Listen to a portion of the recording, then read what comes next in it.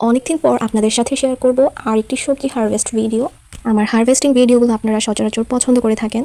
ছাদ বাগানে বাবা একটা করলার মাচা দিয়েছিল, মাশাআল্লাহ দেশি করলা অনেকগুলোই ধরেছে। আমি ভিডিওতে আপনাদের সাথে শেয়ার করছি। এই যে মাচাটা দেখতে পাচ্ছেন, এটাই করলার মাচা।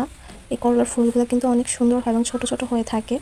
বারান্দাতেও করলার গাছ বেয়ে অনেকগুলোই করলা ধরেছিল। আমাদের গাছের করলাগুলো কিন্তু এতটা তেতো লাগে না, অনেকটাই ভালো খেতে। এরপর চলে যাচ্ছি ঢেঁড়স বাগানে ঢেঁড়স হারভেস্ট করতে। এই সিজনে কিন্তু ঢেঁড়স পাওয়া যায় সচরাচর বাজারে। বাড়ির বাগানে যদি কয়েকটা ঢেঁড়সের দানা বুনে রাখা হয় তাহলে এই ঢেঁড়স আর বাজার থেকে কিনে খেতে হয় না। এই যে ঢেঁড়সের ফুলটা কত সুন্দর। এই সিজনে কিন্তু এই সবজিগুলোই সচরাচর বাজারে পাওয়া যায়। আমাদের সবজি বাগানে এখন মূলত ঢেঁড়স গাছ, তারপর ডাঁটা শাক, তারপর মিষ্টি কুমড়া শাক, এগুলোই সচরাচর আছে। আচ্ছা বন্ধুরা, এটা ব্যাঙের ছাতা দেখেছো কি সুন্দর, তাই না? যাক, তোমাদের সাথে বকবক করতে করতে আমার ঢেঁড়স পাড়াই শেষ হয়ে গেল। এই যে কয়টা ঢেঁড়স আমি গাছ থেকে পেরেছি।